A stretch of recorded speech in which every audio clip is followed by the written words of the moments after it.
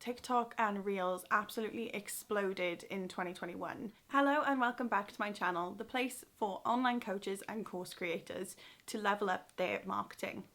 Today I'm going to be talking about everything I've got planned for my 2022 marketing strategy to help you prepare for what to do this new year. The first thing that I'm going to be prioritizing, and I recommend everybody, all my clients, all my coaching clients, and all of you do in 2022, is put video content first. You must have been living under a rock if you haven't noticed how TikTok and Reels absolutely exploded in 2021, and video content in general has thrived since then. It's been something I've been talking about for years. I've actually got a video about the power of video on this channel from a couple of years ago, and everything in there still stands true. So that is something that I would recommend that you all consider when moving forward. Wherever you can fit videos into your strategy, please do it. Whether that's short clips, whether that's TikTok, Reels, or long form content, just try your best to get on camera and create some video content. Which brings me on nicely to my second big strategy for this year, and that is going to be to prioritize TikTok and Reels. I say TikTok and Reels, what I'm really going to be doing is focusing on TikTok and creating content natively on TikTok. I'm then going to be kind of using Snaptic and different apps to take that content and repurpose it onto Reels. TikTok always seems to be ahead of where Reels is in terms of the trends, and it makes sense then to prioritize using that platform first before transitioning it over to Instagram Reels. So I'm going to be playing around with that platform a ton this year. I've definitely noticed a few different things. So obviously trending audios is going to be the big one that do really well, but also for me, my most viewed videos are stitches and montage like video clips. So taking a bunch of short different clips of what have been created outside of the app and uploading them, ideally in a kind of green screen type of feature. But I am still no expert at TikTok. I am early in the game, but my Reels actually perform a lot better because I already have somewhat of an established audience on the platform. So I could take something that maybe does 200 views on TikTok. By the time I transfer it over to Reels, I'm at least getting 1,000 views. So for me, it makes a lot more sense to use that content everywhere instead of trying to use it on just one platform. I'll also be uploading them to YouTube Shorts. You may have noticed.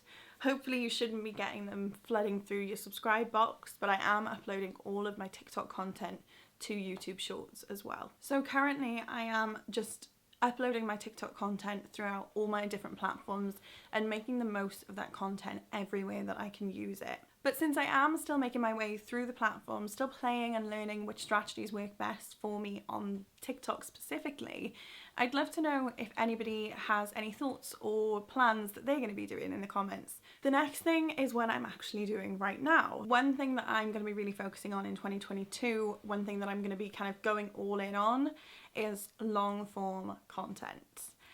Whether that's podcast, whether that's YouTube, for me they're the two platforms that I kind of tend to stick to. For you it could mean blogs, it could mean webinars, anything else.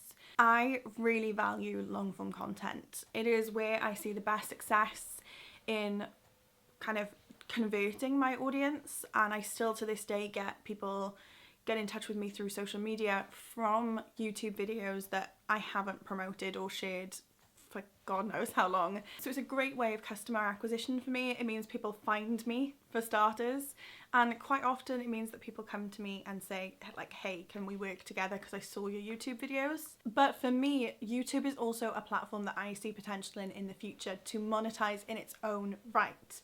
I really want to work hard on YouTube to build my platform, to build my audience, and actually monetize the platform with the likes of AdSense and sponsorship deals. So if you want to join me on my journey to growing my YouTube channel and you want to see some behind the scenes on how I'm doing that, let me know. I'd be really interested in doing a kind of series around how I'm building my YouTube and letting you see things as I learn them. I do also have a podcast. I cannot say that it's nearly as popular as my YouTube channel. It is something that I don't prioritize as much as I should. I really enjoy it, so I don't want to stop with the podcast. We're just going to be changing the quantity that I try and film the podcast. So instead of a bi-weekly, it's probably going to be a monthly thing for the time being. But it's also a great way to network, and I always find that there's some brilliant guests that I have on my podcast. The next thing I'm going to be working on in 2022 is more speaking events. I love doing speaking opportunities, whether it's podcast, webinar, or face-to-face in-person speaking. And it's another great way for me to find a new audience. So instead of trying to build momentum for kind of years and years, using platforms like podcasts or speaking at an event in an audience of your ideal customer will mean I get to see far more eyes than I ordinarily would, and hopefully pick up a few new followers along the way. I often get asked how I scaled the business so quickly. So for those of you who don't know, a tiny bit of background, I won't go into too much detail. I've been freelancing alongside my full-time job for about 3 years before I went full-time with the business. And over the space of a 6-month period in 2020, when I kind of decided that I really wanted to go full-time with the business, I reached a point where I was able to. So I always get asked, how did you do that? What did you do to find enough clients to be able to pay yourself, to be able to leave, and all of these sorts of things? And for me, one of the things that I really put the onus on that for is speaking events. I was doing monthly speaking events at the time, so they were unpaid, but I was speaking in front of a group of about 30 to 40 new people every single month. And from that, I actually picked up a few paid speaking events towards the latter half of 2020, which really helped me to kind of develop where I was and be able to reach a bigger audience than I currently had. And for me, I knew that if I had a speaking event booked that week, I would get at least 3 leads from that 30 people, which is bloody brilliant, considering these people had never heard of or spoken to me before. To then have 3 solid leads and at least 1 customer, at least 1 conversion, if not more, meant that I had a little bit more of a reliable breakdown of my income. I knew no matter whose contract was ending, no matter what I was working on, that if I just continued to do these speaking events, I would pick up clients as I went. And finally, the last thing that I'm going to be focusing on in my 2022 marketing strategy is building online relationships. This is something I talk about a lot. If you've ever heard me at any of those speaking events, actually, you'll hear me talk about how building relationships is something that I really prioritize, and I have a business development manager within Red Digital who is all for building online relationships. I've met so many people in 2021 from just online business relationship building. So I spent about half an hour a day on community management of my platforms, so speaking to people who are contacting me and just kind of scrolling my feed and answering comments on posts that I can add my 2 cents to. But I also spend an extra 30 minutes just reaching out and checking in with people, and that's on Instagram and LinkedIn majorly. For me, that's the platforms that I see working really well for this sort of thing. And I will sit and try and build conversation, and a lot of the time I'm not anticipating the conversation go anywhere other than like a hey, how are you doing, thanks for following me, and finding out more about the other person. But sometimes it does. Sometimes these relationships do turn into customers, which is a really lovely way to find new customers because they also feel like friends, which is exactly how I want to do my business. I love being able to work with clients who I genuinely want to speak to and catch up with and find out more about their business.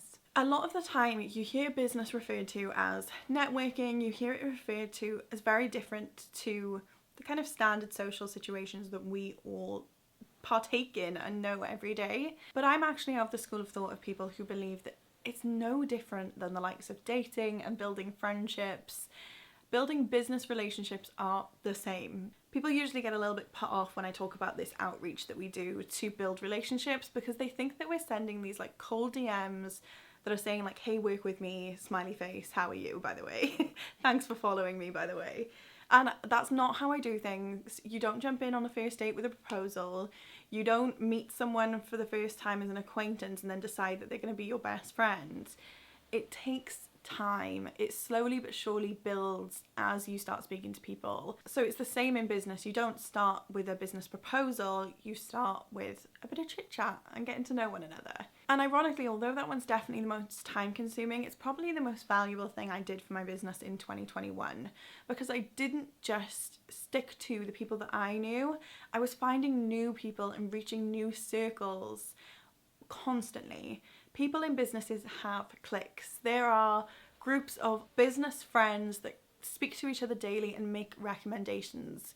If you are constantly finding new people to talk to, you're essentially finding new groups of friends to kind of infiltrate and be somebody that's recommended by one of these members of this group of friends. So that's it for me. Those are my big focuses for my marketing within 2022, along with the usual suspects of posting a certain amount of time a week on social media and following our content pillars and all that good stuff. If you're interested in finding out more about how a strategy could be built for you, I have a workshop that I'd be really happy to share with you all that discusses this from an event I did back in September now, but it's all still applicable and it'll all help you to move forward in your social media marketing, in your online marketing full stop for 2022.